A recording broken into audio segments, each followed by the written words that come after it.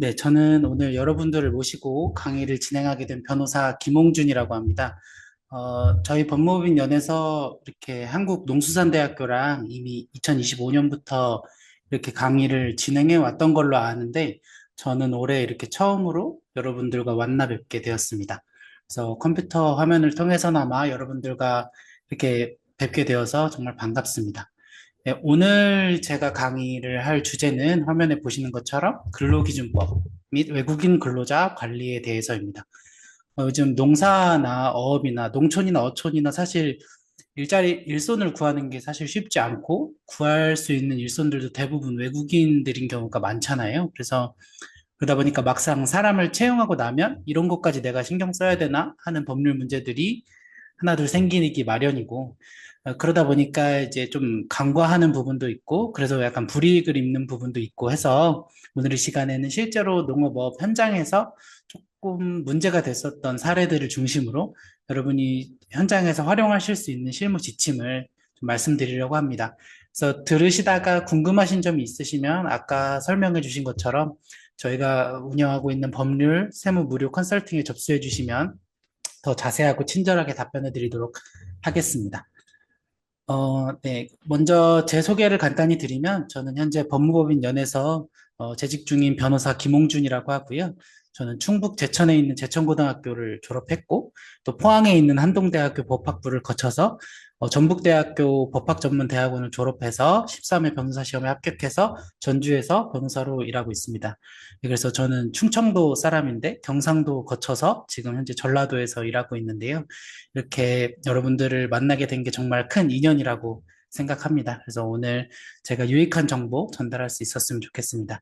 그래서 저도 충북 제천에 있는 박달재라고 아시는지 모르겠는데 그 박달재 자락에 있는 작은 면 소재지 시골에서 자랐어요. 그래서 거기서 어른들이 농사 짓는 모습을 자주 지켜봤고 또 이제 변호사가 된 지금도 종종 이제 부모님을 통해서 이제 어르신들한테 종종 가벼운 상담 전화가 오고는 하는데요. 이제 상담할 때 가장 하시는 말씀이 아무래도 이제 고령이신 어르신들이 많고 하다 보니까 근데 잘 몰라서 그랬다. 아니면 이제 워낙 일손이 바쁘다 보니까 놓친 부분들이 있다라고 하시는 경우가 진짜 많아요. 근데 이제 그런 사정은 이제 법정에서 참작할 수 있는 사연은 될 수 있지만 그 불이익을 얻는 것 자체를 피하게 해주지는 못하니까요. 그래서 오늘은 몰라서 당하는 일이 없도록 꼭 알아야 할 핵심만 정리해서 말씀드리도록 하겠습니다.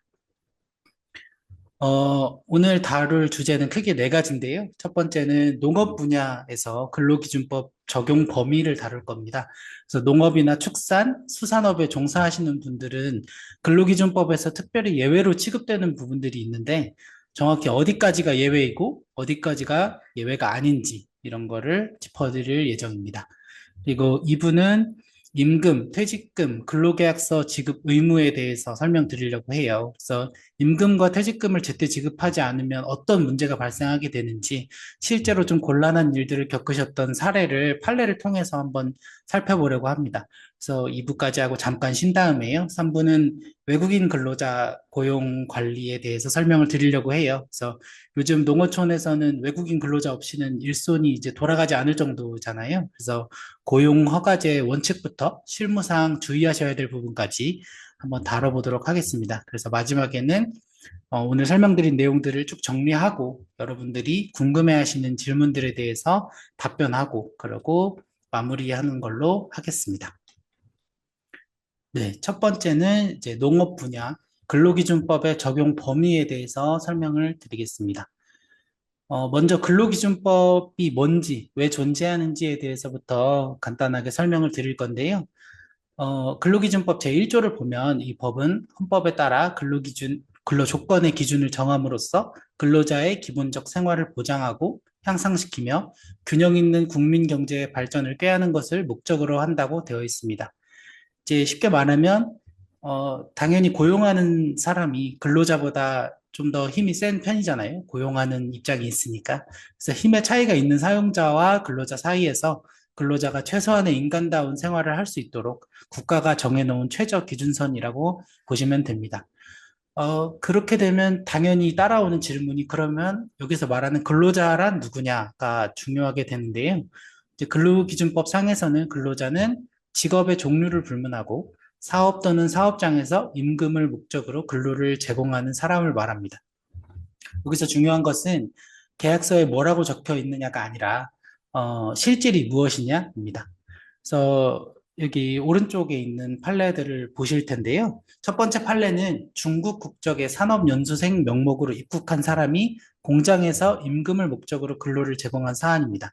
그래서 대법원은 이 사람이 일하러 올 때 붙어 있던 이름이 근로자가 아니라 연수생이라고 돼 있었는데, 연수생이라고 하더라도 실제로 사용자의 지시 감독을 받아서 임금 성격의 돈을 받았다면 근로기준법상 근로자로 인정된다고 판단한 사례입니다. 그 아래에 있는 두 번째 판례도 비슷한데요. 산업연수생이라는 이름으로 이제 일을 하게 됐는데, 그러한 신분이라고 하더라도 회사 지시에 따라서 하루에 8시간씩 근무하고 그 대가를 받았다면 근로자에 해당한다고 대법원은 봤던 겁니다. 그래서 여기서 가장 체크하셔야 될 부분이 어, 연수생이다, 실습생이다, 아니면 계약서에 뭐 연수생이나 실습생이 아닌 다른 이름으로 뭔가 적어놨다, 뭐 다른 이름으로 적어놨다, 인턴이다, 뭐 이렇게 적어놨다고 하더라도 그것이 중요한 것이 아니라 실제로 내가 시키는 대로 일을 하고 그 일을 대가로 돈을 받았다면 법적으로 근로자에 해당한다는 점, 그거를 네, 꼭 기억하셔야 됩니다. 그리고 이 원칙은 우리나라 근로자뿐만 아니라 외국인 근로자에게도 동일하게 적용이 되기 때문에 외국인이니까 조금 다르게 대해도 되겠지라는 생각은 이제 오늘 이 시간 이후로는 네, 접어두셔야 될 것 같습니다. 네, 두 번째 드릴 설명은요. 5인 이상 사업장과 4인 이하 사업장, 이제 무엇이 다른지에 대해서 조금 설명을 드리려고 하는데요. 그래서 우리 농장, 뭐 우리 작업장은 사람이 몇 명 안 되는데도 근로기준법이 적용되냐 하는 질문을 좀 많이 하시는 경우가 있어요. 그래서 근로기준법 제11조 제1항을 보면 상시 5명 이상의 근로자를 사용하는 모든 사업 또는 사업장에는 근로기준법을 전부 적용한다고 규정하고 있습니다.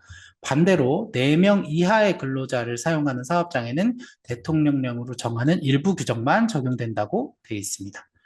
화면에 표를 보시면 상시 5명 이상이 근무하는 사업장이 되면 해고 제한이나 퇴직금, 연차 유급 휴가 등 근로기준법 규정이 전부 적용됩니다. 하지만 오른쪽에 보시는 것처럼 상시 4인 이하 사업장이라고 하더라도 임금을 지급하는 의무나 근로계약서를 작성해서 줘야 되는 의무나 금품청산을 이제 근로가 끝났을 때 금품청산을 하는 의무 같은 경우에는 사업장 규모와 무관하게 그대로 적용됩니다. 그렇기 때문에 우리 농장이나 우리 사업장은 조금 작으니까 임금이나 서류 문제는 좀 대충 하거나 아니면 그냥 구두로 하거나 뭐 안 주거나 하더라도 뭐 작은 사업장이니까 괜찮겠지라고 하는 생각은 조금 위험하다라고 생각해 주시면 되겠습니다. 특히 이제 농업이나 어업이나 이런 현장에서 조금 더 중요한 일은 사실 농사라는 게 1년 내내 일이 많은 건 아니잖아요. 사실 농번기가 있고 농한기가 있고 하다 보니까 농번기에 일시적으로만 일손이 늘어나는 경우가 있어요. 그런데 우리는 뭐 겨울이나 이럴 때는 5명 이하로 내려갔다가 또 바쁠 때는 잠깐 뭐 한 5명, 6명, 7명 되는 경우가 있는데 그런 경우에는 어떻게 하냐라고 할 때는 딱 그 시기에 상시 근로자 수를 기준으로 5인 이상인지 여부를 판단하게 되는 거예요. 그래서 평소에는 뭐 우리 가족끼리 뭐 3명 정도에서 일하다가 수학철에 일주일 정도, 갑자기 좀 일손이 필요해가지고 인원이 늘어나서 5명 이상으로 넘어간다. 그럼 딱 그 기간 동안에는 5명 이상의 사업장 기준이 적용될 수가 있습니다. 그래서 우리는 평소에 뭐 3인 이하니까 뭐 잠깐 한 일주일, 2주일 잠깐 더 고용했다고 해서 내가 이걸 지켜야 되나? 라고 생각하시면 조금 문제가 생길 수 있으니까 내가 5명 이상으로 늘어날 때에는 요거를 지켜야 된다라고 꼭 생각을 해 주시면 좋을 것 같습니다. 네, 다음으로 보면요. 근로기준법 제63조 농업 분야에 적용되는 특례에 대해서 조금 설명을 드리려고 해요. 그래서 여러분들께서 뭐 들어보신 분도 있고 안 들어보신 분들도 있겠지만 농업 분야에 있어서는 근로시간 규정이 조금 다르다라는 말을 들어보신 적이 있는지 모르겠어요. 근데 들어보셨다면 바로 이 근로기준법 제63조 때문인데요. 근로기준법 제63조 제1호와 2호는 토지의 경작, 개간, 식물의 식재, 재배, 채취 사업, 그리고 그 밖에 농림사업, 또 동물의 사육, 수산, 동식물의 채취, 포획, 양식 사업과 그 밖에 축산, 양잠, 수산 사업에 종사하는 근로자에게는 근로기준법 제4장 근로시간과 휴게, 그리고 제5장 휴일에 관한 규정이 적용되지 않는다고 정하고 있습니다. 그러면 그 근로기준법 제4장과 5장에 그 있는 내용이 뭐냐? 그래서 뭐가 면제되고 뭐가 적용되느냐 하는 거는 아래를 보시면 되는데요. 먼저 이제 농업 분야 위에 이제 써 있는 두 가지 경우에 특례로 면제되는 것들은 이제 우리가 보통 하루에 8시간 일한다거나 그래서 한 주로 치면 5일이니까 40시간 이런 근로시간 제한이 있는데요. 근데 농업 같은 경우에는 이제 뭐 그 때때로 오늘은 더 많이 일해야 되는 경우도 있고 또 더 적게 일해야 되는 경우도 있고 또 이번 주에는 유독 좀 일이 많이 들어가는 경우도 있잖아요. 그래서 그런 근로시간 제한 자체는 면제가 됩니다. 그리고 이제 연장 근로, 야간 근로, 휴일 근로를 하는 경우에는 일반 이제 다른 농업 외의 분야에서는 50% 가산 수당 의무가 있어요. 그런데 이 경우에는 이제 아무래도 좀 초과해야 되는 경우도 있고 하니까 이런 가산 수당 의무도 없습니다. 그리고 연장 근로도 주 12시간까지만 시킬 수 있다는 한도도 없습니다. 그리고 법정 휴게 시간을 반드시 줘야 된다는 의무도 없고 주휴일을 부여해야 된다는 의무도 기본적으로는 면제가 됩니다. 근데 이제 특례로 면제되는 것보다 더 잘 알고 계셔야 되는 게, 특례로 면제되지 않는 게 뭐냐. 이거는 꼭 지켜야 되는 거, 그거를 더 잘 기억해 주셔야 되는데요. 두 번째 칸에 보시면 특례와 무관하게 그대로 적용되는 것들이 있습니다. 바로 이제 최저임금 이상의 임금을 지급해야 되고, 그다음에 이제 근로가 끝났을 때 금품을 청산해 줘야 될 의무를 꼭 지켜야 되고, 그다음에 계약을 체결할 때 근로계약서를 꼭 작성하고 교부해 줘야 되는 의무, 그리고 퇴직금을 지급해야 되는 의무입니다. 그래서 이 네 가지는 내가 농업이든 아니든 그리고 4인이든 5인 이상이든 전혀 상관없이 이건 반드시 지켜줘야 된다라고 생각하시면 될 것 같아요. 그래서 정리하면 농업 그 분야에서는 내가 이 사람한테 몇 시간을 일을 시킬지는 좀 자유롭게 정할 수 있어요. 그리고 좀 추가 일을 하더라도 그 이제 다른 회사에서처럼 가산 수당을 부여해야 된다는 그런 의무는 없어요. 하지만 적어도 일한 만큼의 최소한의 최저임금은 줘야 된다라는 원칙은 꼭 지켜주셔야 된다는 겁니다. 그래서 이 두 가지가 혼동되는 경우가 종종 있는데 이제 이 다음 슬라이드에서 이 부분을 착각해서 곤란한 상황에 처했던 사례들을 설명하면서 더 자세하게 알아보도록 하겠습니다. 이제 방금 말씀드린 이제 농업 특례가 적용되더라도 최저임금에는 예외가 없다라는 원칙이 실제로 현장에서 어떻게 적용되고 있는지 한번 설명해 드리려고 하는데요. 이제 화면에 보이시는 사례는 이제 농업 사용자가 근로자와 근로계약을 체결하면서 연장 근로에 대해서는 시간당 0원을 지급한다라고 계약서에 서면으로 명시해버린 사안이에요. 그래서 사장님 입장에서 어차피 그 특례를 생각해 보면 연장 근로에 가산 수당도 없다는데 그러면 애초에 그냥 0원이라고 정해놓고 계약서에 써놓으면 나중에 문제 없겠지라고 생각하셨던 것 같아요. 그래서 이렇게 했는데 이제 실제로 법원이 이 사건을 봤을 때는 좀 판단을 달리 했어요. 그래서 아까 설명드린 대로 근로시간, 몇 시간을 일을 시킬지에는 좀 자유롭게 할 수 있고, 좀 그 연장 근로를 하더라도 50% 가산이 되는 거는 면제가 된다고 하더라도, 실제로 근로자가 근무한 시간에 대해서는 최저임금에 미달하는 금액을 지급하는 약정은 무효라고 판단을 한 거예요. 그래서 법원은 이 시간당 0원을 주겠다는 약정이 최저임금법에 위반되어서 무효이고 사용자는 실제 근무 시간에 최저임금을 곱한 금액과 실제 지급한 임금의 차액을 지급할 의무가 있다고 판단을 했습니다. 그래서 다시 한번 설명드리지만 핵심은 그 몇 시간을 일을 시키는지의 규정은 면제되어도 되지만 금액, 적어도 일한 만큼의 최저임금만큼은 반드시 지급해야 된다는 겁니다. 그래서 아무리 계약서에 영원을 주겠다, 그 연장 근로한 부분에 대해서, 뭐 휴일 근로한 부분에 대해서, 뭐 야간 근로한 부분에 대해서 내가 돈을 줄 수 없다라고 계약서에 써놓는다고 하더라도 그 약정 자체가 무효이기 때문에 법적으로 아무런 효력도 없을 뿐만 아니라 오히려 이렇게 써놓으면 나중에 분쟁이 생겼을 때 이 최저임금법, 근로기준법에 위반되는 거를 내가 써놓은 셈이 되니까 아주 불리하게 작용하게 되겠죠. 그래서 이런 부분은 좀 더 조심해야 될 것 같습니다. 방금 말씀드린 사안을 조금 더 자세하게 구체적인 사실관계까지 한번 설명을 드리려고 하는데요.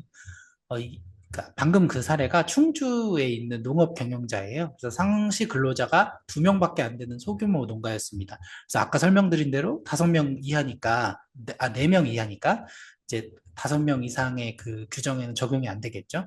이 사장님이 외국인 근로자 한 분과 표준 근로계약서를 작성하면서 연장 근로에 대해서는 시간당 0원을 지급한다라고 서면으로 약정을 했습니다. 근데 이 외국인 근로자분은 하절기, 그러니까 농사일이 많은 여름철에는 한 달에 294시간에서 304시간까지 일했고, 동절기에도 한 달에 221시간에서 246.5시간까지 일했다고 해요. 그래서 일반 직장인들이 9시에 출근해서 6시에 퇴근하면 보통 한 달 근로시간 209시간 정도인데 엄청나게 일을 많이 한 거죠. 근데 이제 그 추가로 일한 부분에 대해서는 빵원을 지급한다고 했으니까 월 임금이 최저임금에 미달하게 되겠죠. 그 엄청나게 초과했는데 한 90시간에서 뭐 많게는 100시간 이상 초과를 했는데 그 부분에 대해서는 하나도 안 준 거니까요. 그래서 법원은 최저임금법의 취지를 고려할 때 실제 근무 시간에 최저임금을 곱한 금액보다 적게 지급하는 것은 절대 허용될 수 없다라고 봤습니다. 시간당 영원 약정은 최저임금법 제6조 제3항 위반으로 무효라고 판단했고요. 결국 이 사장님은 벌금 500만 원을 선고받았고 별도로 임금 차액과 퇴직금까지 지급할 의무를 부담했습니다. 그래서 이 사례에서 확인할 수 있는 것은 아무리 바쁘거나 아무리 근로계약서에 뭐 추가 근로한 부분에 대해서는 내가 돈을 안 주겠다라고 적어 놓는다고 하더라도 아무런 효력도 없고 실제로 일한 시간에 대한 최저임금만큼은 반드시 지급해야 된다는 점입니다. 이 부분 꼭 기억해 주셨으면 좋겠습니다. 어, 네. 그 다음은 이제 두 번째인데요. 어, 임금과 퇴직금, 근로계약서 지급 의무에 대해서 설명을 드릴 거예요. 아까 그 이제 농업 분야에서 면제되는 그게 있고 면제되지 않는 게 있다고 했잖아요. 그중에 면제되지 않는 부분이 바로 이 부분이에요. 임금 지급, 최저임금 잘 지급해야 되고, 그 다음에 그 근로 관계가 끝났을 때 퇴직금 잘 지급해야 되고, 그리고 처음 근로 관계를 맺을 때 근로계약서 반드시 작성해야 되는 그 의무들을 잘 지키셔야 되는데, 그 부분에 대해서 좀 더 자세하게 설명을 드리도록 하겠습니다. 어, 가장 먼저 기억하셔야 될 숫자는 14입니다. 14일. 근로기준법 제36조를 보면요. 사용자는 근로자가 사망하거나 퇴직한 경우에 그 지급 사유가 발생한 날로부터 14일 이내에 임금이나 보상금, 그 밖에 모든 금품을 지급해야 된다고 규정하고 있습니다. 다만 이제 특별한 사정이 있는 경우에는 당사자 간의 합의로 기일을 연장할 수가 있습니다. 근데 이제 나중에 주겠다라는 말을 이제 합의로 연장할 수 있다고 했잖아요. 근데 이제 워낙 이제 농사일 하시다 보면 바쁘고 이제 뭐 서면으로 쓰는 게 익숙하지도 않고 하다 보니까 이제 말로만 이렇게 하는 경우가 종종 있어요. 보통은 이제 서로 신뢰한다고 생각하면 내가 꼭 줄게라고 이제 말하고 구두로만 하고 넘어가는 경우가 있는데 이게 이제 법원으로 넘어가게 되면 이제 합의에 의한 기일 연장이 있었다고 법원이 봐주지가 않아요. 이제 사장님 입장에서는 서로 아는 사이고 조금 있다가 이제 돈 들어오면 준다고 말했으니까 그리고 그 근로자도 알겠다고 했으니까 괜찮겠지라고 생각할 수 있지만 법적으로는 좀 안전하지 않아서 조금 번거로우시겠지만 좀 나중에 이런 곤란한 상황이 발생하는 것을 막기 위해서 서면으로 합의할 필요가 있어요.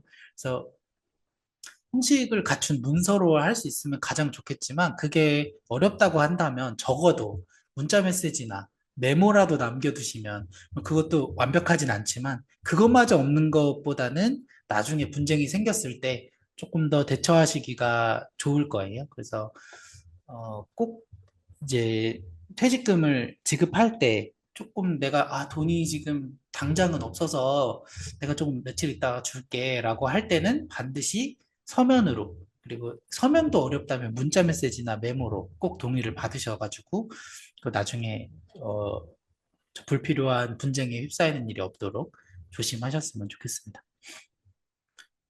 어, 제가 방금 전에 그 14일이 가장 중요한 날이라고 했잖아요. 그래서 이 14일이 넘어가게 되면 어떤 문제가 발생하게 되는지가 이제 궁금하실 것 같은데요. 이제 표를 보시면, 형사처벌이 될 수 있어서 조금 많이 주의를 하셔야 될 것 같아요. 그래서 임금이나 퇴직금을 미지급하면 근로기준법 제109조 제1항 제36조에 따라서 3년 이하의 징역 또는 3천만 원 이하의 벌금에 처해질 수 있습니다.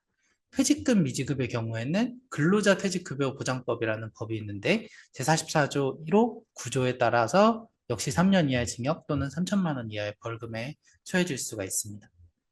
아래 판례 3개가 있는데요. 실제 사례를 한번 좀 설명을 드리겠습니다. 대구지방법원에서 있었던 사건인데요. 외국인 근로자 이제 25명을 고용하고 있었는데, 이제 임금 1억 5천만 원을 체불한 사용자가 징역 1년 6개월에 집행유예 2년을 선고받은 사례가 있었습니다. 울산지방법원 사건에서는 근로자 71명을 이제 고용하고 있었는데, 임금과 퇴직금 6억 5천만 원을 미지급한 사용자가 징역 1년 4개월에 집행유예 2년을 받았고요. 또 상대적으로는 소규모이지만 춘천지방법원 강릉지원 사건에서도 근로자 6명의 임금 640만 원을 체불한 사장님이 벌금 150만 원을 선고받은 사례가 있었습니다. 여기서 조금 아셔야 될 게 있는데 임금을 체불해서 이제 이게 범죄가 되는 경우에는 이게 반의사 불벌죄라고 해요. 반의사 불벌죄는 뭐냐면 내가 이제 잘못을 저질러서 이제 경찰이나 검찰에 이제 넘어갔는데 피해자, 그러니까 돈을 받지 못한 근로자가 저는 처벌을 원하지 않아요. 라는 의사를 표시하면 이제 이렇게 재판에서 이제 공소가 기각된다고 해서 이제 처벌받지 않게 돼요. 왜 우리 뭐 예를 들면 싸움이 나서 서로 때렸는데 이제 경찰서 가가지고 그냥 서로 좋게 좋게 합의하시죠 해가지고 그래요 이제 우리 서로 그냥 이렇게 합의하는 걸로 하죠라고 하면 이제 뭐 재판으로 넘어가지 않는 것처럼 이것도 마찬가지로 임금을 체불을 당한 피해자가 어, 나중에 어떻게 그 체불당한 임금을 돌려받는다든지 하는 그런 경우가 있어가지고 돈 받았으니까 저 처벌 안 해도 될 것 같아요 라고 하면 이제 재판에 넘어가더라도 이제 공소기각이 돼서 이제 처벌을 받지 않을 수는 있는데 이제 그런 점을 생각하셔가지고, 그럼 나중에 합의하면 되는 거 아니야? 라고 생각하실 수도 있는데, 이제 그거를 기대하고 이제 임금을 체불한다거나, 이제 퇴직금을 지급하지 않는다거나, 라고 하는 거는 조금 위험할 수 있어요. 그래서 그게 위험하다는 점에 대해서는 또 한번 같이 보겠습니다. 이제 방금 말씀드린 이제 임금 체불이나 퇴직금을 지급하지 않는 그런 범죄가 반의사불벌죄라고 설명을 드렸는데 이제 이게 반의사불벌죄니까 뭐 그러면 나중에 합의하면 되겠지라고 생각하고 이제 그 임금을 체불하거나 한 실제 사례인데요. 이제 이 사용자는 퇴직 근로자에게 퇴사 후 14일 이내에 기일 연장 합의도 없이 체불 임금을 지급하지 않았습니다. 그러다가 이제 기소가 된 이후에 이제 그 이후에야 이제 체불 임금을 지급하고 합의를 한 사례입니다. 근데 이제 대법원의 판단은 근로기준법 제109조 위반죄는 지급 사유가 발생한 날로부터 14일이 지나는 순간 이제 성립해 버리는 거예요. 근데 이제 범죄가 성립하기 전에 근로자와 기일 연장을 합의해야 되는 것이지 이미 범죄가 성립한 이후에 합의하는 것은 정상 참작 사유가 될지언정 범죄가 성립한다는 것 자체를 막지는 못한다라고 판단을 한 사례가 있어요. 그래서 핵심은 나중에 주겠다는 구두 약속이나 기소된 후에 뒤늦게 합의하는 조금 위험할 수 있고, 퇴직일로부터 14일 이내에 지급하시거나 그 이전에 서면으로 기일 연장 합의를 해두셔야 됩니다. 그리고 네, 그 다음을 보시면 이제 농번기에 이제 일손이 한창 바빠지는 여름이나 이제 수확철이 되거나 하면 굉장히 바빠지잖아요. 그러다 보면 좀 챙겨야 될 걸 놓칠 수도 있고 또 서면으로 해야 될 거를 이제 그 말로만 하다 보니까 좀 놓치는 경우가 있을 수 있는데 이제 그런 경우에 이제 많이 하시는 이제 뭐라죠? 사정사정을 하실 때 아, 너무 바빠서 그랬다. 이렇게 바쁜데 내가 어떻게 그걸 일일이 다 챙기냐. 이런 말씀을 종종 하실 때가 있어서 네, 첫 번째 사례를 보시면 이천의 한 농업 사용자가 상시 근로자가 두 명, 이제 둘이서 하는 이제 소규모 농가였는데 근로자 두 명의 임금 값 158만 원을 퇴직일로부터 14일 이내에 지급하지 못했습니다. 사실 158만 원이면 엄청나게 큰 금액은 아니잖아요. 그래도 체불액이 크지도 않고 안 주려고 안 준 거 아니다. 이렇게 변명을 했고 농번기 사정으로 진짜로 바빴다는 것도 법원이 이제 아, 그럴 수 있다라고 이제 얘기를 했지만 그래도 이제 벌금 30만 원이 선고된 사례가 있어요. 그리고 평창에서 있었던 사건은 채소 작물을 재배하는 개인 농사업자가 그 상시 근로자 6명의 임금 합계 640만 원을 미지급해서 벌금 150만 원을 선고받았습니다. 이 사례도 마찬가지로 아, 이게 워낙 바쁘다 보니까 내가 이제 그 14일을 깜빡해가지고 못 줬다라는 점이 법원에서도 아, 그래, 그럴 수 있다라고 했지만 어쨌건 그 처벌 자체를 피해가기는 어려운 거니까요. 세 번째로 안성의 농업 경영자는 베트남 국적 근로자의 임금 856만 원을 미지급했는데 구두로 합의해서 감액한 거라고 주장했지만 증거가 부족해서 받아들여지지 않았고 벌금 50만 원을 선고받은 사례입니다. 그러니까 이거 같은 경우에도 너무 바쁘다 보니까 아, 내가 그 이제 워낙 바쁘다 보니까 이제 서면으로 못하고 그 당사자랑 내가 얘기해서 아, 뭐 사장님 어려우시니까 좀 깎을게요라고 이제 그 근로자가 얘기를 했다라고 말했지만 아까 말씀드린 대로 서면이나 뭐 적어도 문자 메시지나 메모나 이런 거 자체조차 없었으니까 그런 바쁜 일정이 있다고 하더라도 이런 부분은 적용이 될 수 없다라고 이야기가 돼서 벌금 50만 원을 선고받은 사례가 있습니다. 그래서 지금까지 쭉 설명드린 거에서 공통적으로 보이는 거는 액수가 얼마냐, 뭐 158만 원이냐, 856만 원이냐가 중요한 게 아니고, 그리고 너무너무 바빴다라는 그 사정만으로는 결국에는 다 처벌을 받게 된다는 점에 있어요. 그래서 농번기 사정이나 구두로 합의했다라고 얘기한다거나 경영상 어려움 같은 사정들은 법원에서 판사님들이 아, 그래, 뭐, 그럴 수도 있지라고 생각은 하지만 그 자체가 아, 그게 죄가 되지 않아라고 되지는 않아요. 그래서 뭐, 비록 그 형벌이 좀 약해질 수는 있을지언정 어쨌건 벌금도 내야 되고 어쨌건 미지급한 그 금액도 다 줘야 되고 하다 보니까 사실 한 푼 한 푼이 아쉬운데 이런 벌금으로 나가는 금액 이런 게 좀 많이 아쉽고 또 어쨌건 이게 내가 불이익한 처분을 받게 되는 거니까 굉장히 속상하잖아요. 그러니까 이런 부분을 조금 더 조심하셔가지고 이런 일들을 당하지 않도록 하는 게 일단 제일 좋은 거니까요. 이런 부분을 조금 조심해 주시면 좋을 것 같습니다.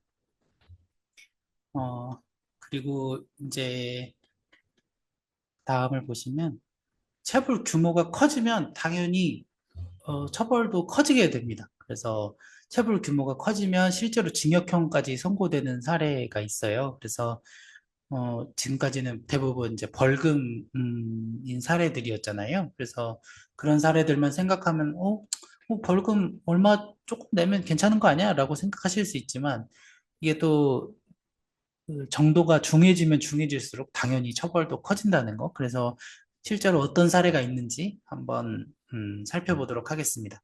그래서 영천에서 마늘과 양파 농사를 짓는 농업 사용자가 있는데 외국인 근로자 80여 명 정도를 고용하고 있었어요. 그래서 상당히 크죠. 80명이면 엄청 큰 건데 베트남 근로자 25명의 임금 1억 5,152만 원을 미지급한 케이스였어요. 그래서 1억 5천만 원이면 이제 아까랑은 규모 자체가 다르잖아요. 158만 원 막 이러다가 25명에 1억 5천만 원이니까. 그래서 피해자가 많고 체불액도 엄청 거액이어서 굉장히 중형이 선고될 수 있었어요. 근데 이제 다행히 어쨌건 이분이 자기가 잘못했다는 걸 알고 변제 노력을 참작해서 뭐 일부 변제도 하고 이렇게 했는데도 징역 1년에 집행유예 2년이 선고됐어요. 그래서 집행유예가 됐으니까 감옥에 안 갔으니까 괜찮은 거 아니야 라고 생각하실 수 있지만 이 집행유예 2년이 있으면 굉장히 불안해질 수가 있어요. 그래서 뭐 이 이후에 뭐 내가 고의는 아니지만 또 실수로 또 이런 잘못을 하게 됐을 때 또 이 재판에 넘어가게 되면 이 집행유예 됐던 거가 이제 두 배로 돼서 돌아오니까 이제 이게 있다는 것 자체가 뭔가 내가 2년 동안 마음 졸이면서 조심조심해야 된다는 것 자체가 굉장히 불편한 일이 될 수 있고 하니까 굉장히 큰 형벌이에요. 그래서 이런 부분을 조심해야 될 것 같습니다. 그래서 두 번째 사례 보시면 영월에서 배추밭을 운영하는 개인 농사업자는 상시 근로자가 2명에서 8명 사이였는데 2명의 임금 4,220만 원을 미지급해서 징역 6개월에 집행유예 2년을 선고받았습니다. 그래서 어, 2명뿐만 아니라 더 있었는데 이제 다른 근로자에 대한 부분은 아까 말씀드린 처벌 불원의 의사로 이제 공소기각이 되었지만 나머지 부분은 그대로 유죄로 인정이 되어서 어, 마찬가지로 징역 6개월에 집행유예 2년이라는 좀 중형을 선고받았어요. 그래서 이런 부분도 한번 보시면 좋을 것 같고, 충주의 한 농업법인 대표는 상시 근로자가 84명이나 되는 큰 규모였는데, 여기도 마찬가지로 25명의 임금 2억 2천만 원, 그리고 23명의 퇴직금 2억 원을 체불했고, 근로계약서도 서면으로 교부하지 않았어요. 저희가 아까 쭉 얘기한 것 중에 근로계약서를 교부한 의무도 있다고 했잖아요. 그래서 그 의무까지 하지 않았고 또 체불액이 4억 원을 넘어서다 보니까 징역 1년 6개월에 집행유예 2년 그리고 사회봉사 120시간까지 선고를 받았어요. 그래서 뭐 징역은 야 집행유예로 이제 안 들어가게 된다고 하더라도 안 그래도 바빠 죽겠는데 사회봉사 120시간까지 받으려고 하면 이게 굉장히 시간도 많이 들여야 되고 굉장히 곤란하잖아요. 그래서 이런 부분 이렇게까지 될 수 있다는 점을 꼭 고려하셔가지고 이제 사업 규모가 커질수록 체불 액수도 커지게 되죠. 당연히 이제 고용을 많이 했으니까. 그래서 고용을 많이 했는데 그들의 급여를 제대로 안 주게 되면 처벌 수위도 같이 올라가는 것을 이제 앞의 사례들과 이 사례들을 통해서 확인할 수 있잖아요. 그래서 나는 뭐 혹시 작은 농가를 운영하고 계시다면 나는 작으니까 괜찮다가 아니라 이제 뭐 이제 농가를 운영하시면서 점점 이제 사업이 잘 돼서 더 커져갈 수가 있잖아요. 그래서 커질수록 더 철저하게 관리해야 된다라고 네, 생각해 주시면 될 것 같습니다. 그리고 또 하나 이제 자주 오해하시는 부분을 또 설명드리려고 하는데요. 이 월급에 퇴직금을 포함하는 경우가 있을 수가 있어요. 그래서 원래 퇴직금은 월급하고 별도로 이렇게 적립이 돼야 되잖아요. 근데 이제 근로자분들 중에 나는 퇴직금은 됐고 월급에 조금 해가지고 당장 받는 돈을 조금 더 많이 받았으면 좋겠다. 라고 생각하시는 경우가 종종 있어요. 그래서 또 사장님 입장에서도 뭐 퇴직금 적립하는 것보다 그냥 월급으로 줘버리면 나중에 큰돈 나갈 일 없고 좋으니까 뭐 그냥 그렇게 하자라고 생각하시는 부분이 있는데 같이 한번 보시면 한 사용자가 근로계약을 체결하면서 임금에 퇴직금을 포함한다고 그러니까 계약서에 써놓고 매월 급여에 실제로 퇴직금 명목의 돈을 포함해서 지급을 했어요. 그리고 이제 나중에 근로자가 퇴직할 때, 우리 그렇게 약속했잖아. 퇴직금은 임금에 포함해서 주기로 주장했잖아. 주기로 약정했잖아. 라고 주장해서 퇴직금을 안 줬어요. 근데 이제 이게 이제 분쟁이 생겨가지고 재판으로 넘어가니까 법원의 판단은 조금 달랐어요. 그래서 첫 번째로는 특별한 사유 없이 퇴직금을 미리 중간 정산하는 거는 허용되지가 않아요. 그러니까 여기서 말하는 특별한 사유라는 거는 예를 들면 내가 이제 뭐 갑자기 집을 사야 되는 일이 있어요. 집을 사야 되면 갑자기 큰 돈이 들어가잖아요. 근데 그런 경우에는 중간 정산을 할 수가 있어요. 왜냐하면 집을 산다는 건 굉장히 내 인생에 중요한 일이잖아요. 그래서 내가 목돈이 필요하니까 퇴직금을 중간에 주세요라고 하는 거는 가능해요. 아니면 또 내가 심각한 병에 걸려서 이제 병원비를 내야 되는데 너무 큰 돈이어가지고 내가 지금 수중에 있는 돈만으로는 내가 도저히 병원비를 감당할 그게 안 되는 거예요. 그런 경우에는 나 그럼 퇴직금을 조금 받아가지고 병원비로 쓰고 싶다. 라고 하는 경우에는 퇴직금을 미리 중간 정산이라는 걸 통해서 받을 수가 있어요. 근데 그렇게 특별한 사유, 집을 산다거나, 뭐, 큰 병이 들어가지고 병원비를 내야 된다거나 하는 경우에는 이제 퇴직금을 이제 따로 받을 수 있지만 그런 사유가 없이 퇴직금을 미리 중간 정산하는 것은 원칙적으로 허용되지가 않습니다. 그리고 근로자의 자유로운 의사에 의한 중간 정산 합의가 없었다라는 점을 들어서 이 사건에서 법원이 퇴직금 미지급에 대한 고의를 인정하고 유죄를 선고했어요. 그래서 자유로운 의사에 의한 중간 정산 합의가 없었다는 거는 이제 근로계약 체결할 때 이제 사장님이 우리 그냥 임금에 퇴직금 포함해서 줄게 라고 하면 내가 당장 취직을 해야 되는데 이거 퇴직금은 따로 적립하고 싶은데 라고 생각하면서도 그러면은 저 퇴직금 따로 적립하겠습니다 라고 하면 사장님이 그럼 난 너랑 계약 안 해 라고 하게 되면 이제 어, 취직이 안 되니까 어쩔 수 없이 한 것 같다라고 법원이 판단을 한 거죠. 그래서 법원이 이제 퇴직금을 이 사람이 하려고 해서 한 게 아니다라고 해가지고 그럼 퇴직금을 줘야지라고 해가지고 어, 법원이 이제 이 사장님에 대해서 퇴직금 미지급에 대한 고의를 인정하고 유죄를 선고했어요. 그래서 월급에 퇴직금 포함이라는 약정을 하는 경우가 있는데 이거는 법적으로 무효라는 점을 꼭 기억을 하셔야 돼요. 퇴직금은 반드시 퇴직을 할 때 별도로 지급을 하거나 법령이 정한 요건, 제가 아까 말씀드린 뭐 그런 인생에 되게 중요한 일들이 있을 때 그런 경우에 법령이 정해놨어요. 그런 경우에 예외적으로 중간 정산을 할 수가 있어요. 그래서 만약에 매달 월급에 이제 근로자랑 계약을 하면서 매달 월급에 얼마씩 얹어서 준다고 뭐 이미 계약을 했다거나라고 한 사례가 있으시면 한번 다시 확인해 보시면 좋을 것 같아요. 근데 이제 그런 궁금증이 있을 수 있잖아요. 그러면 월급에 퇴직금 포함해서 줘버렸는데, 그럼 이미 준 돈은 어떻게 되는 거냐라고 이제 생각하실 수가 있는데, 물론 이제 그 돈은 이제 퇴직금 명목으로 줬는데, 이제 퇴직금을 또 줘야 되잖아요. 그러면 퇴직금을 또 주면 이 사람은 두 배로 받는 거잖아요.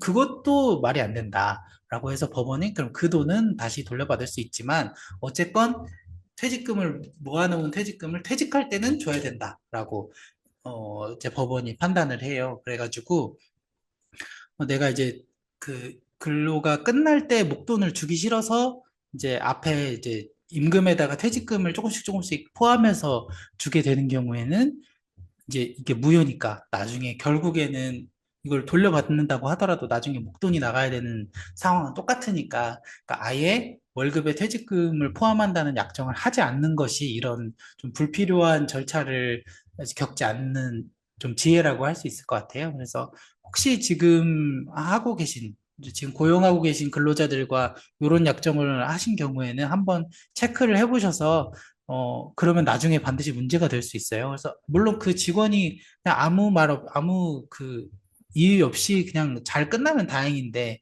근데 그거는 잘 끝났을 때 얘기고, 사람이 또 욕심이 생길 수가 있잖아요. 그러니까, 완전히 선의에 기대서 하기에는 좀 불안한 부분이 있으니까, 혹시 그런 부분이 있으시면 한번 체크해 보시면 좋을 것 같습니다. 그리고 마지막으로 이제 근로계약서를 꼭 교부해야 된다라고 말씀을 드렸는데 이 부분도 한번 확인해 보시면 좋을 것 같아요. 그래서 근로계약서를 아예 작성하지 않거나 작성은 했는데 교부하지 않은 경우, 그러니까 교부는 준다는 얘기거든요. 그래서 보통 계약서는 이제 두 부를 작성을 해가지고 도장 찍고 그 계약서 두 부를 이렇게 딱 붙여놓고 이제 가운데도 도장 찍고 이렇게 하잖아요. 근데 이제 농업 분야에서 특히 이제 좀 바쁘고 또 그러다 보면 그냥 근로계약서를 안 쓰는 경우도 있고 그냥 내가 썼으니까 내가 보관해 놓을게 하고 주지 않는 경우도 있고 이렇잖아요. 근데 그런 경우가 문제가 될 수 있어요. 그래서 한번 보시면 경남 고성에 있었던 일인데, 이제 사용자가 상시 근로자 4명을 두고 있었는데, 임금과 소정 근로시간, 휴일, 연차, 유급 휴가가 명시된 서면을 교부하지 않았고, 게다가 임금도 454만 원까지 체불해서 벌금 200만 원을 선고받았어요. 그래서 요거는 두 가지가 문제가 된 거죠. 그러니까 계약서도 안 썼고, 계약서를 썼지만 교부하지 않았고, 게다가 임금 체불까지 했고, 예, 이런 사건이고요. 두 번째는 어, 두 번째는 이제 경남 밀양에서 고추 농사를 짓는 사업주였는데 근로자의 임금 343만 원과 퇴직금 172만 원을 체불했는데 이제 나중에 전액을 지급했대요. 그러다 보니까 이제 벌금 30만 원에 집행유예 1년을 선고받았어요. 근데 여기는 써 있지는 않지만 이것도 마찬가지로 그 근로계약서를 써놓고 교부하지 않아서 그 부분이 문제가 됐거든요. 그래서 뭐 일반적으로 그냥 믿음으로 간다. 뭐 우리 사이에 계약서가 필요해? 뭐 이런 말씀도 하시기도 하고 그냥 바쁘니까 그냥 내가 돈 떼먹겠어? 이렇게 그냥 말씀하시면서 계약서를 안 쓰거나 음, 쓰더라도 그냥 내가 보관할게 이렇게 하시는 경우가 있는데 그러시면 안 된다라는 거를 꼭 기억하셨으면 좋겠어요. 그래서 근로계약서를 교부하지 않으면 근로기준법 제114조 제1호에 따라서 500만 원 이하의 벌금에 처해질 수가 있어요. 그래서 이거는 뭐 정규직이든 기간제든 아까 말씀드린 뭐 산업연수생이라는 이름으로 왔든 뭐 인턴이라는 이름으로 왔든 어쨌건 내가 내 지위 아래서 내가 일을 시켰고 돈을 주는 그런 관계가 있는데 근로계약서를 안 쓰거나 근로계약서를 교부하지 않으면 이 법에 그 저촉이 될 수가 있어요. 그래서 대법원도 기간제 근로계약이라도 명시 의무가 동일하게 적용된다고 판단을 한 사례가 있어요. 그래서 그리고 또 이제 어떤 사장님들께서는 아니 계약서 썼고 근데 근로자가 서류를 달라고 하지 않았다. 계약서 저도 한 부 주세요. 라고 말을 안 해가지고 내가 안 줬다. 라고 이제 얘기하시는 경우가 있는데, 그거는 그 근로자가 달라고 했냐 안 했냐는 중요한 게 아니에요. 그냥, 이거는 그냥 사업자에게 부여되는 의무이기 때문에 저 사람이 달라고 하든지 안 하든지 그냥 교부해야 되는 의무가 있는 거예요. 그래서 근로자가 먼저 달라고 하지 않아도 사용자가 알아서 챙겨서 교부해야 되는 의무라는 거를 꼭 기억하셨으면 좋겠습니다. 그래서 지금 1부, 2부 잠깐 알아봤는데요. 그래서 잠깐 쉬고 이따가 지금이 7시 42분이니까요. 한 15분 정도 쉬어서 8시에 다시 시작하는 걸로 하겠습니다.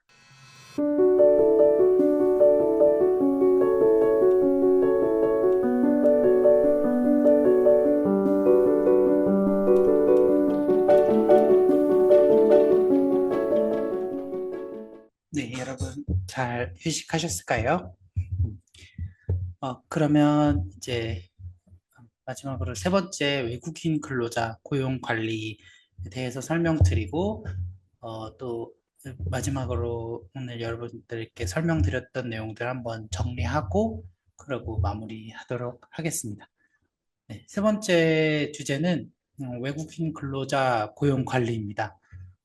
제가 서두에서도 말씀드렸다시피 요즘 농어촌 현장에서 외국인 근로자 없이 일손을 구하기가 정말 어렵잖아요. 그래서 통계를 보면 농촌 지역 고용 허가제 외국인 근로자 수가 매년 늘어나고 있는데 이제 아무래도 외국인 근로자가 늘어나다 보니까 그에 관련된 분쟁도 함께 늘어나고 있어요. 그래서 아무래도 언어도 다르고 문화도 다르다 보니까 내국인 근로자를 고용할 때보다 신경 써야 될 부분이 훨씬 많은 것 같아요. 그래서 그런 만큼 이 부분을 또 잘 들어주시기 바랍니다.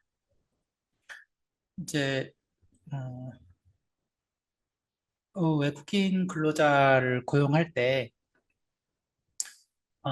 봐야 되는 게 이제 고용 허가제라는 게 있어요. 그래서 외국인 근로자의 고용 등에 관한 법률, 줄여서 이제 외국인 고용법이라고 하는데요.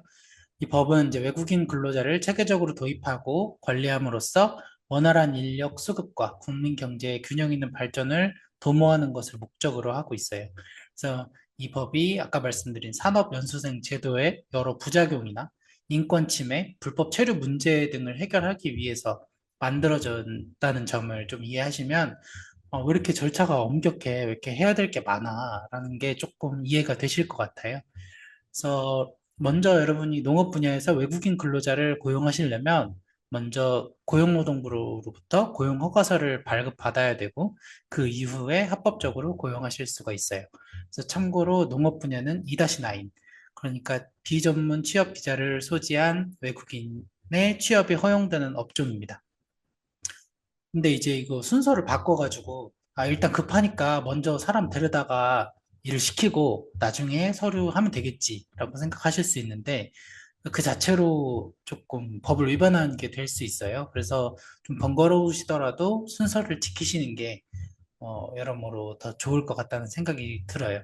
농번기가 임박할 때 이제 특히 7, 8월이나 이제 수학기에 들어가는 시기가 임박해서 이제 급하게 당장 내일 사람이 필요한데 어떻게 라고 하시면서 이 순서를 건너뛰고 싶은 경우가 있는데 이 부분에서 문제가 생기면 오히려 그 시기에 일손을 더 못 쓰게 되는 경우가 발생할 수 있으니까요. 한번 고용 허가제를 꼭 준수해야 되겠다라고 생각해 주시면 되겠습니다. 그래서 여기에 세 가지 핵심 원칙이 있어요. 먼저 내국인 우선 고용 원칙이 있어요. 그래서 먼저 외국인 노동자를 고용하기에 앞서서 내국인을 구하기 위한 노력을 하셔야 되고, 그래도 채용하지 못한 경우에 한해서 외국인 근로자 고용 허가를 신청할 수 있습니다. 근데 다만, 이제, 요즘은 사실 내국인이 이제 농촌에 와서 일하려는 경우가 거의 없다 보니까, 이제 뭐 이게 무슨 의미가 있나 싶기는 하지만, 원칙적으로는, 이런 원칙이 있다라는 거를 알아주시면 좋을 것 같습니다. 두 번째는 이제 방금 말씀드린 대로 고용 허가서를 발급받아야 됩니다. 그래서 직업안정기관의 장이 외국인 구직자 명부에서 적격자를 추천하고 선정된 외국인 근로자에 대해서 고용 허가서를 발급하게 됩니다. 그래서 이 절차를 거치지 않고 의무로 외국인을 데려와서 일을 시키게 되면 이 외국인 고용법을 위반한 게 되기 때문에 이제 문제가 될 수 있어요. 그래서 지인의 소개로 뭐 또 다른 경로로 이미 알고 있는 외국인이 있다고 하더라도 가능하면 반드시 이 공식 절차를 통해서 고용 허가를 받는 것이 더 이제 나중을 생각하더라도 더 좋은 방법이 될 수 있다라는 점을 꼭 생각해 주셨으면 좋겠습니다. 세 번째는 차별 금지입니다. 사용자는 외국인 근로자라는 이유로 부당하게 차별해서 처우해서는 안 됩니다. 그래서 임금이나 근로 조건에서 내국인 근로자와 동일한 기준을 적용해야 됩니다. 그래서 뭐 외국인이고 뭐 아무래도 사회적인 약자잖아요. 외국인이 약자다 보니까 임금을 덜 줘도 되겠지라는 생각으로 임금을 차등 지급하게 되면 이 조항 위반이 될 수 있어요. 그리고 또 얼마 전에 어떤 산업 현장에서 외국인 노동자한테 약간 가학적인 행동을 해서 뭐 심지어 대통령이 나서가지고 이런 일이 어떻게 있을 수 있냐라고 했던 경우가 있는데 그런 것뿐만 아니라 이제 뭐 급여를 차등으로 지급한다거나 뭐 너는 외국인이니까 이만큼만 받아도 되잖아라고 하는 거는 아무래도 차별이 될 수 있으니까 그 부분을 조금 조심하셔야 될 것 같아요. 그래서 실무적으로 고용허가서 신청부터 실제로 외국인 근로자가 입국해서 일을 시작하기까지는 몇 달의 시간이 걸려요. 그래서 내국인 구인을 노력하는 기간, 고용허가서를 발급받고 외국인을 선발하고 입국 및 취업 교육까지 여러 단계를 거쳐야 되기 때문인데요. 그래서 농번기가 임박한 상태에서 신청하게 되면 이제 이 절차를 거쳐야 되니까 일손이 가장 필요한 시기에 맞춰서 이제 사람을 구할 수 없게 되는 경우가 있어요. 그러다 보면 이제 너무 오래 걸리니까 좀 법을 위반하더라도 일단 빨리 사람을 구하자 이런 유혹에 빠지기가 쉽잖아요.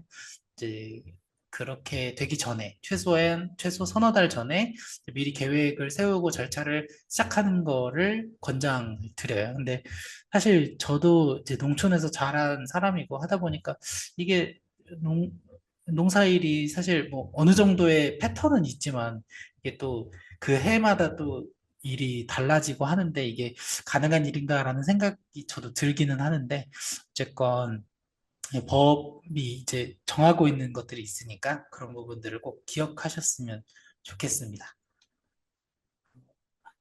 그 다음엔 이제 불법 고용이라도 임금은 반드시 지급해야 되는데요. 그래서 방금 말씀드린 것처럼 이렇게 몇 달씩 기다려가지고 사람을 고용하는 게 현실적으로 너무 어렵지 않냐라고 생각하시면서 어떻게 다른 경로를 통해서 일단은 취업활동 체류 자격이 없는 외국인을 고용하는 경우가 발생할 수 있잖아요. 그래서 그 자체로 일단은 형사처벌을 받을 수가 있게 되지만, 어, 그러니까 형사처벌을 받을 수 있게 되고 또 이런 일이 있으면 앞으로 외국인 근로자를 고용할 수 있는 자격 자체에도 제한이 생길 수 있어요. 그래서 한번 이런 문제가 생기면 이후에 몇 년간 고용허가제를 이용하지 못하게 되는 경우가 있기 때문에 이게 그냥 벌금 정도다라고 생각하고 그럼 벌금 내면 되지라고 생각할 문제가 아니라는 점 또 생각을 해주셔야 될 것 같고, 그리고 지금, PPT에 보이는 것처럼 설령 어쩔 수 없이 불법 체류 외국인을 고용했다고 하더라도 그 외국인이 실질적으로 근로를 제공했다면 근로기준법상 근로자로 인정되어서 또 임금과 퇴직금을 반드시 지급을 하셔야 됩니다. 그러니까 이 노동자가 정식 절차를 거쳐서 온 노동자인지 아니면 쉽게 말하면 불법 체류자인지 그거를 떠나서 실제로 일을 시켜서 내가 돈을 줘야 되는 의무가 발생하면 돈을 줘야 된다라는 뜻이에요. 그래서 아무리 이 사람이 불법 체류자라도 내가 데리고 와서 일을 시켰다면 돈을 줘야 된다. 이게 법원의 일관된 입장이에요.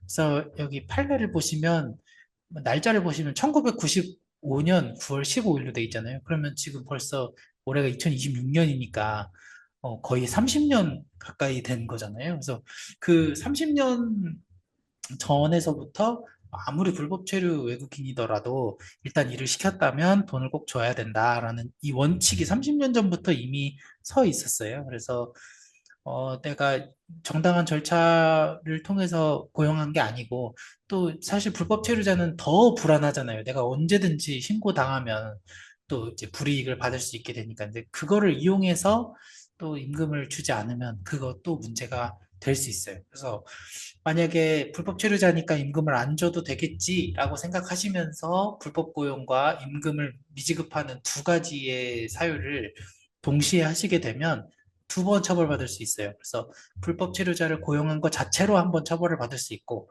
또 그 사람에게 임금을 안 준 걸로 처벌받는 이중 처벌의 위험이 있다는 것을 꼭 기억하셔야 됩니다.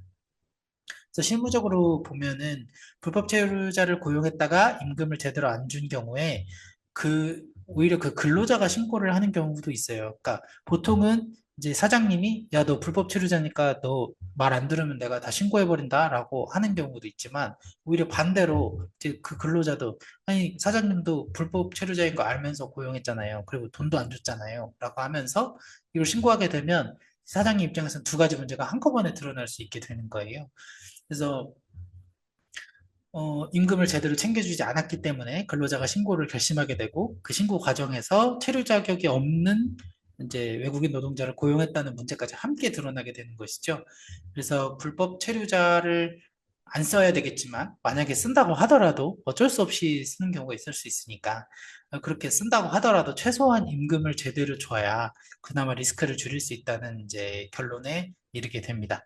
어, 하지만 역시 이제 적법한 절차를 거쳐서 고용하는 게 가장 좋겠죠.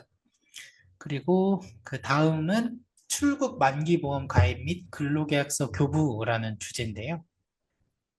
이제 외국인 근로자를 고용하실 때 사용자에게 부과되는 대표적인 두 가지 의무입니다. 죄송합니다. 이 두 가지는 외국인 근로자를 고용하실 때 가장 먼저 그리고 가장 확실하게 챙기셔야 되는 부분이어서 이 두 가지만 제대로 챙기셔도 외국인 근로자 관련 분쟁의 상당수를 예방하실 수가 있어요. 첫 번째는 출국 만기 보험입니다. 화면의 표를 보시면 근로계약일로부터 15일 이내에 가입해야 되고 보험료는 매월 납부하셔야 됩니다. 만약에 미가입하시면 외국인 고용법 제30조 제1호 위반으로 벌금이 부과될 수 있어요. 그래서 이 보험에 가입하면 퇴직금 제도를 설정한 것으로 간주되는 효과가 있습니다. 그래서 이 보험에 제대로 가입해서 유지하게 되면 별도로 퇴직금을 준비하지 않아도 되는 효과가 있기 때문에 사용자 입장에서도 오히려 편리한 제도입니다. 뭐 물론 매달 보험료를 납부하는 것이 번거롭게 느껴질 수 있지만 이렇게 적립을 해두면 나중에 퇴직금 이제 근로관계가 끝나고 이제 얘가 나중에 돌아간다고 할 때 퇴직금을 한꺼번에 목돈으로 마련해야 되는 부담이 생기는데 그걸 이제 덜 수 있다는 장점이 있습니다. 그래서 오른쪽에 판례를 보시면 실제로 중국 국적인 외국인 근로자 2명에 대해서 근로계약일로부터 15일 이내에 출국 만기보험에 가입하지 않아서 벌금형을 선고받은 사례가 있어요. 그래서 이 부분을 꼭 기억하셔야 될 것 같습니다. 그리고 두 번째는 근로계약서 작성 및 교부 의무입니다. 이거는 아까 앞에서 봤던 거랑 마찬가지인데요. 외국인 근로자를 고용하실 때에도 표준 근로계약서 양식을 작성해서 근로계약을 체결하셔야 되고, 임금의 구성 항목과 계산 방법, 지급 방법, 소정 근로시간, 휴일 등이 명시된 서면을 근로자에게 교부하셔야 됩니다. 그래서 앞서 말씀드린 내국인을 상대로 했을 때에도 근로계약서 교부 의무가 있었잖아요. 그래서 이것도 마찬가지고요. 이제 다만 외국인 근로자의 경우에는 뭐 한국말을 하는 사람이면 문제가 없는데 이제 한국말을 못하는 경우가 못하거나 아니면 좀 서툴러서 그냥 의사소통만 가능한 정도일 수도 있잖아요. 그래서 언어 문제가 있을 수 있기 때문에 표준 근로계약서에 다국어 버전이 마련되어 있는 경우가 많아요. 요새는 뭐 인터넷에 검색하면 다 양식은 나오니까요. 그리고 뭐 캄보디아면 캄보디아, 뭐 태국이면 태국, 뭐 베트남이면 베트남 이렇게 말도 다 이제 번역이 되어 있는 것들도 얼마든지 찾아볼 수가 있거든요. 그래서 근로자의 모국어로 된 계약서를 함께 활용하면 근로자도 계약서의 내용을 제대로 이해할 거잖아요. 그래서 근로자가 계약 내용을 제대로 이해하지 못한 상태에서 한국어로 된 거여가지고 그냥 서명만 받았다라고 하면 물론 어쨌건 서명을 한 거니까 그 자체는 유리할 수 있겠지만 노동자가 나는 한국말도 모르는데 사장님이 그냥 사인만 하라 그래서 사인만 했다. 뭐 이런 식으로 분쟁이 생길 수가 있어요. 그래서 어, 계약서를 외국어로 된 계약서를 준비하는 것 자체도 좀 귀찮은 일이 될 수 있지만 예, 그런 이유로 나중에 이런 분쟁이 생기면 더 골치 아프게 되잖아요. 그래서 가능하시면 번역본을 활용해서 근로자가 실제로 내가 어떤 일을 하고 돈을 얼마를 받고 언제 쉬고 이런 내용을 이해했는지 확인하는 절차까지 거치시는 게 가장 안전하다고 볼 수 있습니다. 그래서 이렇게 앞서 말씀드린 출국 만기보험 가입을 하고 또 근로계약서를 작성을 하고 교부를 했잖아요. 그러면 그 증서가 있고 근로계약서 사본이 있을 텐데 이걸 반드시 보관해 주시기 바랍니다. 그래서 뭐 나중에 노동청이나 고용센터 같은 데서 뭐 이러고 제대로 했는지 확인하러 올 때 이 서류들을 즉시 이제 제시할 수 있어야 불필요한 오해나 불이익을 피할 수 있고요. 서류를 한 곳에 모아두어서 근로자별로 파일에 이렇게 파일처리 정리해 두시면 이제 나중에 따로 신경 쓸 필요 없이 그냥 딱 그것만 보여주면 되니까 훨씬 더 편하실 것 같아요. 그래서 이런 부분 꼭 기억하셔가지고 불필요한 그게 없었으면 좋겠습니다. 어, 다음은 이제 사업장 변경 제한과 고용 제한 사유인데요. 이제 외국인 근로자를 고용하시다 보면 갑자기 이 근로자가 다른 곳으로 가버리면 어떡하나 하는 걱정을 많이 하실 수 있어요. 특히 이제 막 일을 한창 하고 있는데 중간에 근로자가 사라지면 그 손실이 이만저만이 아니잖아요. 그래서 그 부분에 대해서 말씀을 드릴게요. 외국인 근로자는 그러니까 여기서 말하는 외국인 근로자는 아까 말씀드린 적법한 절차를 통해서 들어온 외국인 근로자이겠죠. 그래서 외국인 근로자는 원칙적으로 사업장을 자유롭게 변경할 수 없고 일정한 사유가 있는 경우에만 변경이 허용됩니다. 그래서 헌법재판소도 그러니까 이제 우리나라 근로자 같은 경우에는 내가 어디서 일하고 싶든지 그걸 마음대로 정할 수 있잖아요. 뭐, 아, 나 여기 그만두고 싶어 하면 그만둘 수 있고 막 이런데 이제 외국인 근로자는 절차를 통해서 허가를 받아서 데려온 사람이니까 막 내가 3개월 막 4개월 걸려서 데리고 왔는데 갑자기 이렇게 가버리면 문제가 되니까 헌법재판소도 이렇게 자유롭게 변경할 수 없도록 한 제한이 내국인 근로자의 고용 기회 보호 등을 위한 것이고 직장 선택의 자유를 침해하지 않는다고 판단했습니다. 아까 원칙에 내국인 근로자 먼저 그 노력을 다해서 고용을 해야 된다라는 그게 있었잖아요. 그러니까 그런 점 그리고 또 내가 절차를 거쳐가지고 데려온 노동자니까 이런 부분을 좀 보호해야 될 필요가 있으니까 이렇게 제한하더라도 헌법재판소는 직장 선택의 자유를 침해하지 않는다고 판단을 했어요. 그래서 외국인 근로자가 마음대로 사업장을 옮겨 다닐 수 없도록 법이 어느 정도 보호막을 쳐주고 있어요. 그래서 이 점은 사용자 입장에서 안정적으로 인력을 운용할 수 있게 되는 근거가 되기도 합니다.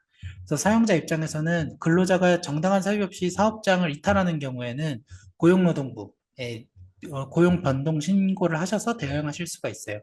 근데 이때 신고를 제때 하지 않으면 오히려 이제 사용자에게 불이익이 생길 수가 있기 때문에 근로자가 무단으로 이탈을 했다면 바로 신고 절차를 진행하시는 것이 중요합니다.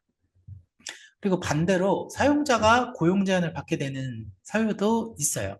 그래서 이것도 한번 보시면 고용 허가를 받은 후에 6개월 이내에 내국인 근로자를 고용 조정으로 이직시킨 경우, 그리고 고용 허가 없이 외국인 근로자를 고용한 경우입니다. 그래서 아까 설명드린 대로 그 절차를 거치지 않고 외국인 근로자를 이제 고용하는 경우에는 이제 법 위반이 되니까 그 다음부터는 기회를 좀 제한하게 되는 거죠. 그래서 이런 사유가 있으면 앞으로 외국인 근로자를 고용하고 싶어도 일정 기간 고용이 제한될 수 있기 때문에 주의하시기 바랍니다. 그리고 첫 번째 사유 있잖아요. 내국인 근로자를 고용 조정으로 이직시킨 경우, 이거는 이제 내국인 근로자를 부당하게 내보내고 그 자리를 그냥 외국인, 아까 차별하면 안 된다고 했지만 뭐 좀 더 싸니까 외국인들이 외국인들을 채워버리는 것을 막기 위한 취지로 있는 거예요. 그래서 이제 외국인을 채용해서 이제 내국인 근로자를 확 이직시켜 버리는 경우, 그런 경우에 고용 제한을 받게 되는데, 그렇게 되면 이제 새로운 외국인 근로자를 구하는 것 자체가 이제 뭐 몇 년 동안 불가능해질 수 있기 때문에 이런 부분을 특히 쓰셔야 될 것 같습니다. 그래서 방금 전에 이제 출국 만기 보험을 꼭 가입해야 된다고 이제 말씀드렸는데, 이걸 가입하지 않으면 어떻게 되는지 한번 살펴보도록 하겠습니다. 어, 여주의 D 농장 사용자는 외국인 근로자와 근로계약을 체결하고도 근로 개시일로부터 15일 이내에 출국 만기보험에 가입하지 않아서 벌금 100만 원을 선고받았습니다. 그래서 단순히 가입을 깜빡했다는 이유만으로도 형사처벌을 받은 사례예요. 그래서 당연히 이 사용자도 나 일부러 그런 게 아니다. 너무 바빠서 그랬다. 뭐 그렇게 변명을 했겠지만 고의가 없었다고 하더라도 어쨌건 법에서 정해놓은 기한 안에 이걸 하지 않으면 그 자체로 처벌 대상이 된다는 점을 꼭 생각하셔야 될 것 같아요. 울산의 한 제조업체 대표는 중국 국적 근로자 2명에 대해서 15일 이내에 이 출국 만기 보험을 미가입했는데 여기에 더해서 근로자 71명의 임금, 퇴직금 6억 5천만 원 체불까지 함께 발각되면서 징역 1년 4개월에 집행유예 2년, 벌금 50만 원까지 선고받았습니다. 그래서 이 사례처럼 출국 만기 보험이 미가입했다는 사실 하나만으로도 처벌받을 수 있지만 보통 이렇게 문제가 있는 경우에는 다른 문제까지 이제 좀 파헤쳐지게 되는 경우가 많아요. 그래서 혹시 출국 만기보험은 약간 보증금이 아니라 퇴직금을 대체하는 기능이라고 했잖아요. 그 퇴직금을 대체하는 거를 안 마련해 놨으면 혹시 임금도 안 주거나 그러는 거 아니야? 아니면 뭐 차별 행위를 한 거 아니야? 라고 이제 의심을 받을 수가 있고, 좀 더 다른 경우보다 좀 더 집요하게 이제 수사기관이 이걸 보게 될 수가 있어요. 노동청이나 이런 데서. 그런 경우에 이제 내가 또 생각하지 못했던 다른 문제까지 적발되는 경우가 있어요. 그래서 노동청 조사가 한 번 시작이 되면 출국 만기보험을 가입을 했는지, 근로계약서를 써서 교부했는지, 임금은 잘 주고 있는지 한꺼번에 들여다보게 되는 경우가 대부분이기 때문에 어느 한 가지만 관리하고 나머지를 소홀하게 하시면 결국 전체가 함께 문제되는 경우가 흔합니다.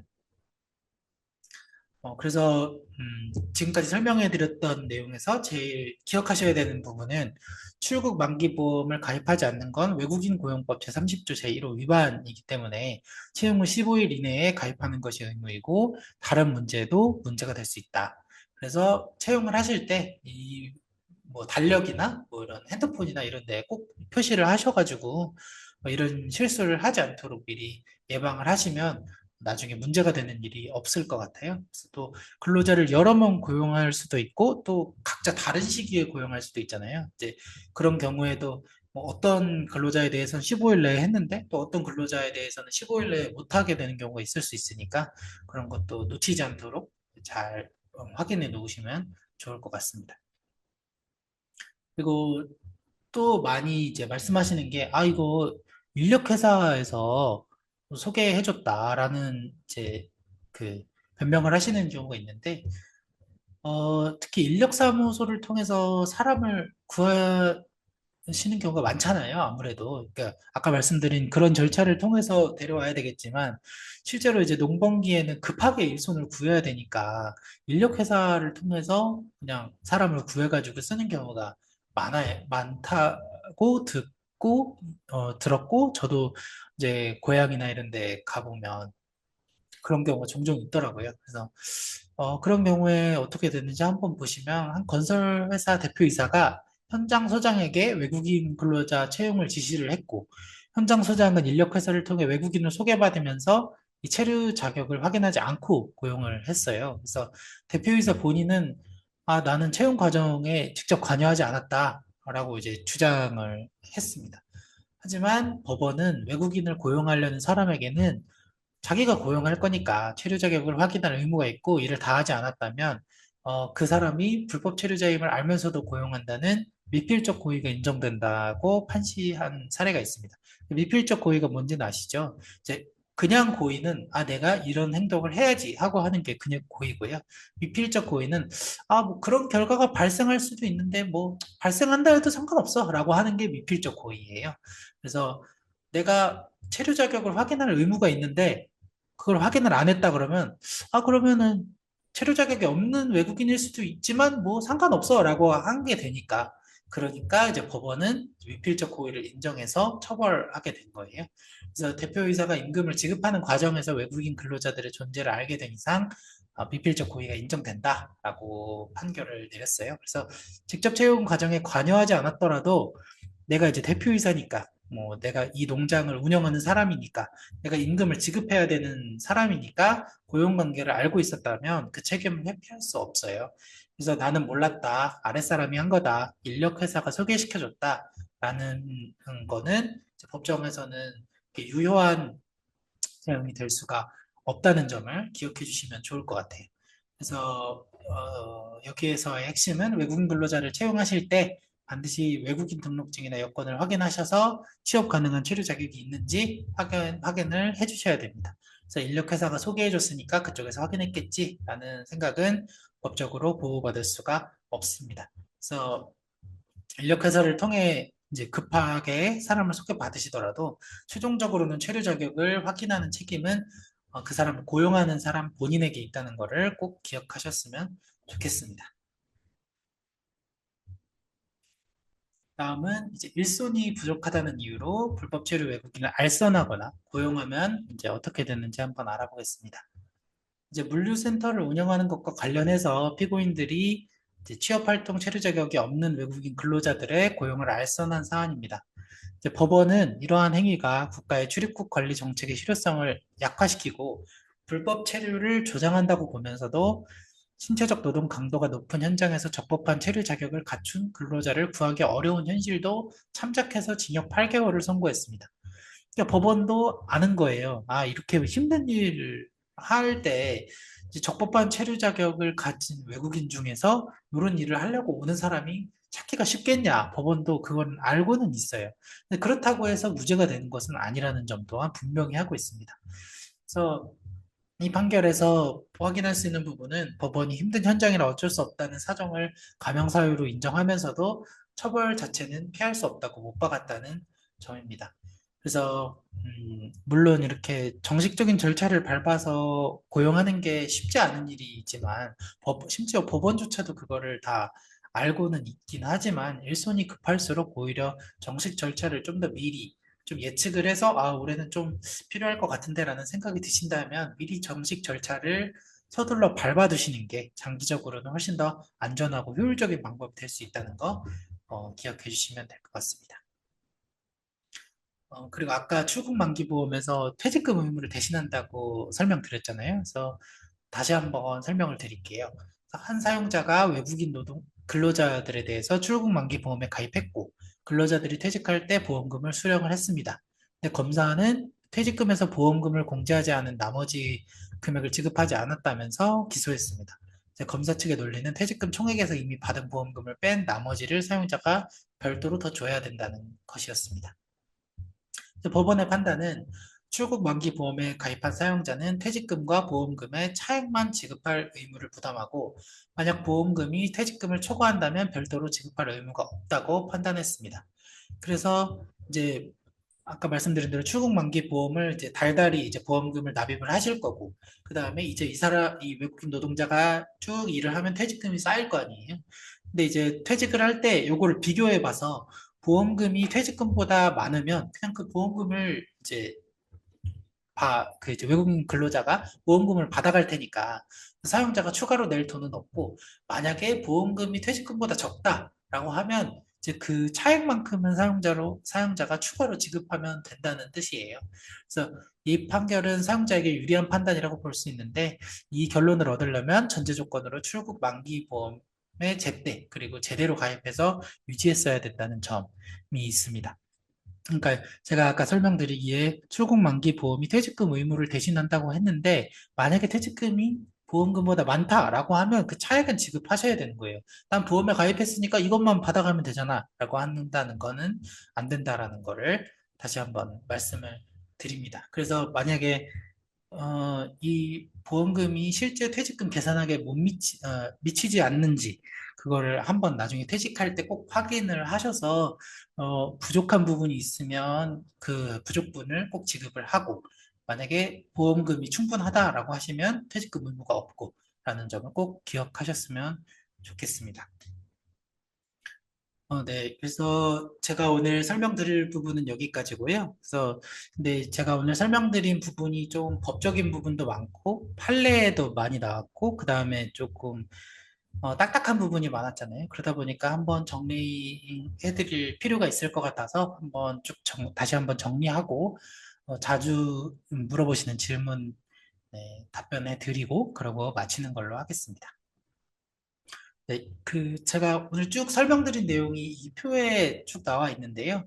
이제, 농업 현장에서 자주 발생하는 위반의 유형을 제가 쭉 정리를 해봤어요. 그래서 퇴직 후에 14일 내에 그러니까 여기서 말하는 퇴직 후 14일 내에 임금이라는 건 줬어야 되는데 못 준 임금을 14일 내에 미지급한 경우, 그리고 퇴직금을 미지급한 경우, 그리고 출국 만기 보험을 가입하지 않은 경우, 그리고 적법한 절차에 따라서 외국인을 고용하는 게 아니라 불법 체류 외국인을 고용하는 경우, 최저임금을 미달해서 지급하는 경우, 근로계약서를 교부하지 않는 경우, 이렇게 6가지가 있어요. 그래서 각 법들을 위반하게 되는 거니까 이런 위반은 하지 않는 거를 반드시 기억하셔야 된다. 그리고 심지어 그거는 내가 그 농업을 하고 있다고 하더라도 그 특례의 적용 여부를 떠나서 이거는 반드시 지켜야 된다라는 거를 꼭 기억해 주시고, 그리고 내가 5인 이상의 그 사업장이 아니고 내가 4인 미만이더라도 여기에 있는 것들을 꼭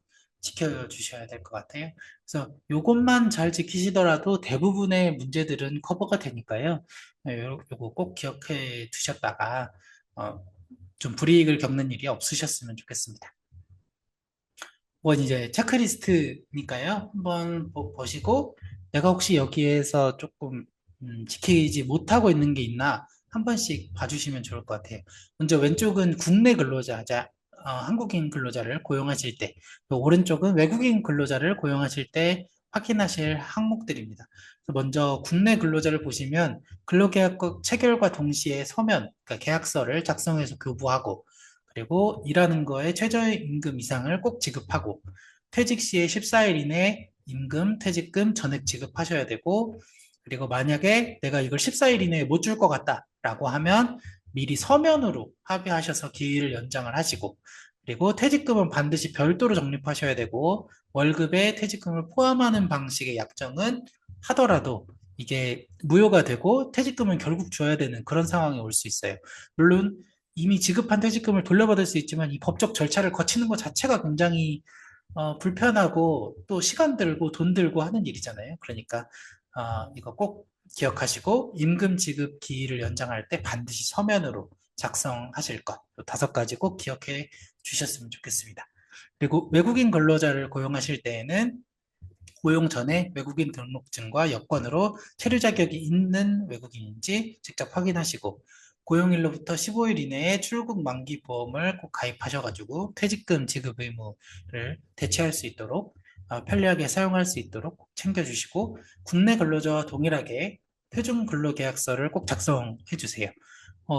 만약에 이제 한국어가 능숙하지 않은 경우에는 그 나라 사람의 말로 이제 번역이 된 계약서를 함께 주면 나중에, 이 사람은 다 알고 계약했다라는 보장을 받을 수 있으니까요. 조금 번거로우시더라도 그렇게까지 해주시면 더 완벽하게, 안전한 이제 고용을 할 수 있게 됩니다. 그리고 임금 및 퇴직금은 국내 근로자와 동일한 기준으로 지급하되 출국 만기 보험금 초과분은 제외입니다. 그러니까 보험금이 이제 더 많이 쌓인 경우에는 이제 퇴직금을 지급할 필요가 없겠죠. 그래서 요 네 가지, 요거를 기억하시면, 이제 노동자들을 고용하시고, 이제 농장이나 이런 사업하시는 부분을 이제 영위하실 때 큰 문제는 없을 거라고 생각이 들어요. 그래서, 여러분들 중에 이미 근로자를 고용하고 계신 분들이 계시다면, 이 체크리스트를 기준으로 해서 내가 혹시 이 체크리스트에 어긋나는 거가 있지는 않은지 한번 확인을 해보셨으면 좋겠어요. 그래서 혹시 내가 이걸 안 하고 있었네? 라는 부분이 있더라도 지금이라도 바로 잡으시면 되니까요.